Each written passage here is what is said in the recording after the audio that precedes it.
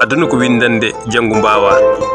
Allah ko kawniiɗo komen ko Allah haawetaake ko an haawa. Allah wi ko ya rewɗum ya jokko o yanima ya wat ko a waawa mayde ara fero guurɗo enen ken maayoɓe tan ɗum koko ñaawa ko kawis dey ɗo debbo moɓi reedu enen ko kumpa men ko saawa beele ko gorel walla ko dewel wona ko yiyeto saka ƴeewa. Allah andi ko ustoto e ko ɓeydoto e ranga an gil neɗɗel so a wiyeɗa arduno ɗum penale caawa ɗum wona gandal ma abadaki saka njiiwa jinmi ko ya miccu e ko Allah waɗi ko ñande miccida e miccugol on ñande an fof njeewa so yiɗi mbaɗa ƴeewa jol e maayo teskagol e miccugol ɓortu paɗe ma ngara njuwa resndu hakkille ma e ko ɓuri hebbin ko julɗa e nelaɗo njaawa an neɗɗo fittandu ne sali kono waddu hen tan ha ngowa